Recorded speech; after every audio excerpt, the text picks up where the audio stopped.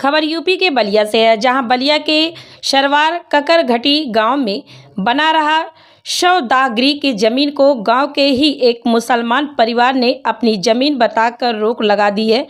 वहीं ग्राम प्रधान प्रतिनिधि रामदेव यादव ने बताया कि बाकायदा लेखपाल ने नापी कराई गया वर्मा इसकी जुताई बुआई करता था, उससे निकालकर 80% तक शवदाहगिरी का काम भी कराया गया, लेकिन गांव के ही एक मुसलमान ने अपनी ज़मीन बताने लगा। मुसलमान ने अपने गांव की सरकारी ज़मीनों पर कई जगह कब्जा किया हुआ। इतना ही नहीं, गांव की पोखरी को भी कब्जा किया हुआ। जिला प्रशासन की ढुलमुल रवैया के चलते हमारा काम रुका हुआ है। नवीन परती में लीग बसे हुए, जिस पर नवीन परती है जिसका रुकबा 344 है और मुस्लिम ने 344 करके अपना नाम चढ़वाया है। योगी आदित्यनाथ से प्रधान प्रतिनिधि गुहार लगाई है। एक अपना परिचय बताएं सर। मैं रामदेव यादव, पूर्व प्रधान ग्राम पंचायत सरवार ककरघट्टी विकास खंड मनियर और वर्तमान प्रधान प्रतिनिधि हैं।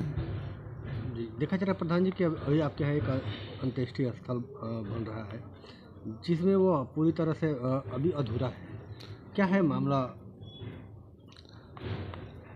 सर, उसमें अंत्येष्टि स्थल कई आया था, सरकार द्वारा बनवाने के लिए हर एक गांव में है। मेरे यहाँ आया तो मैं नापी करवाया एसडीएम द्वारा।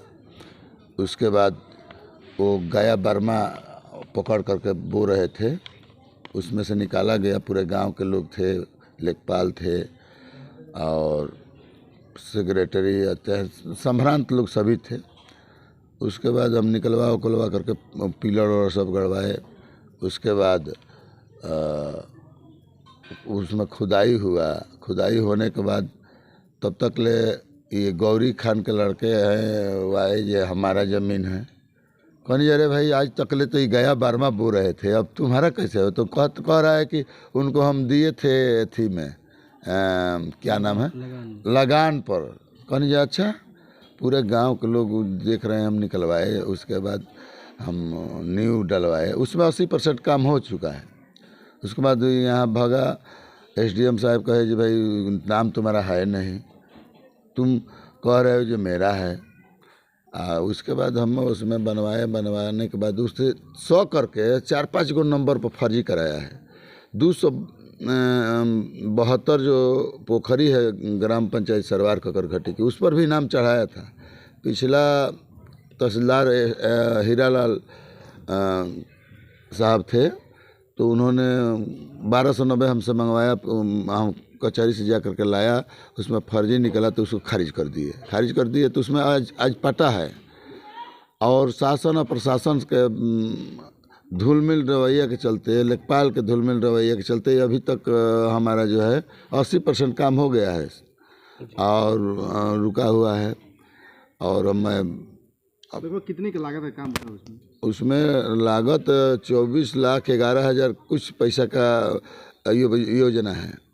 इसमें करीब 80% कार्य हो गया है। अब सिर्फ उसको ढलवाना है और क्या नाम है, करकट लगाना है। यह अंत्येष्टि स्थल गांव के महत्वाकांक्षी योजना है, जो पिछले दिनों लोग मर रहे थे तो हल्ला हो रहा था कि लोग गांव में ये नहीं वो नहीं, तो सरकार ने दिया। सरकार को मैं बधाई देता हूं, लेकिन अधिकारियों का धुलमिल रवैया के चलते अभी इसका जो है निस्तारण नहीं हो रहा है। जो मुस्लिम परिवार है उसने आरोप लगाया कि ये मेरी ज़मीन है और प्रधान जी इस पर दबंगई के बल पर ये बना रहे हैं। हम कह रहे हैं कि सरकार इसका जांच करावे। अगर हम प्रधान गलत हो तो प्रधान पर कार्रवाई हो। अगर वो मुस्लिम परिवार कह रहा है तो उस पर अवश्य कार्रवाई होना चाहिए। मैं गलत हूँ तो हमारे ऊपर जांच हो। एसडीएम है, तहसीलदार है, डीएम है, या राज्य सरकार जो है जो गलती की है उस पर कार्रवाई कर रही है। हम मतलब समझ में नहीं आ रहा है कि हमारे गांव में उस सरकार का कहाँ ध्यान है जो नहीं कर रही है। हमारे गांव पर होना चाहिए, जो भी गलत हो, चाहे मुस्लिम हो चाहे प्रधान हो। हैं कार्रवाई होना चाहिए। अगर मुस्लिम गलत है तो उस पर होना चाहिए, या मैं गलत बना रहा हूँ तो मुझ पर होना चाहिए। लेकिन देखा जा रहा है कि उसने आरोप ये भी लगाया कि मैंने प्रधान जी को वोट नहीं दिया, जिसके कारण से ये मामला द्वेष के कारण कर रहे हैं। ऐसा बात नहीं है। जो वोट नहीं देगा उसको प्रधान जी कितने लोगों को उजाड़ के भेज दिए हैं बताइए ना। घर बनाए हैं बहुत लोग, नवीन परती में, बंजर में बस गए हैं। तो हमारे प्रधान का काम है बसाना कि उजाड़ना, बताइए। प्रधान बसाता है और नॉनकुलिस तो बसाए हैं पूरा।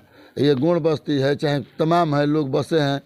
गरीबों का सहायता करने के लिए प्रधान बनते हैं और किया जाता है। देखा जा रहा है कि अभी जो अंत्येष्टि स्थल बन रही है, हाँ, इसका रकबा नंबर क्या है और किस रकबा हम मतलब नंबर के तहत ये बनाया जा रहा है? हम 344 नवीन परती है और 344 करके वो चढ़वाया है डबल। वो जो है ना उसका वजूद है नक्शा में ना कुछ है। नक्शा में मेरे ज़मीन का वजूद है जो 54 ईयर का है या 54 ईयर का नक्शा है, और उसका 61 ईयर बता रहा है। तो 61 ईयर का ना कोई नक्शा है और ना कोई ज़मीन है। लेकिन आखिर इतनी लापरवाही क्यों? लापरवाही तो ये प्रशासन द्वारा एसडीएम, ये एसडीएम साहब कुछ आए हैं तो अच्छे लग रहे हैं। पिछला कुल नया कुल आए थे लोग, समझे में नहीं आ रहा था, भलाई टाल रहे थे। लेकिन ये एसडीएम साहब को मैं बधाई दे रहा हूँ। इन्होंने आश्वासन दिया है कि जांच करवाएंगे, जो सत्य होगा वो काम होगा। इनको मैं बधाई देता हूँ। जो एसडीएम साहब नए आए हैं गुप्ता जी, इन पर कुछ भरोसा जग रहा है। लेकिन अंत्येष्टि स्थल की जगह आखिर हुआ आना है। हमारे गांव में तमाम तरह की योजना है जो आवे सरकार से, तो हम कहाँ बनवाएंगे। अभी आया है आयुर्वेदिक हॉस्पिटल के लिए, हम भटक रहे हैं। तो एसडीएम साहब को हम आप लोगों के माध्यम से अवगत कराना चाहते हैं जी भाई, आपसे निवेदन है, प्रार्थना है कि ऐसे फर्जी वाले लोगों को हवालात में जगह है। जोगी जी का पूरा सख्त निर्देश है, तो हमारे गांव पर क्यों प्रशासन सो गया है, समझ में नहीं आ रहा है। तो क्या जोगी जी से गुहार लगाएंगे? हाँ, एकदम लगाएंगे। जब मैं जो काम करा रहा हूँ, आपका महत्वाकांक्षी योजना है, उस पर बलिया का जो है अधिकारी क्यों मौन है, क्यों कार्रवाई नहीं हो रही है।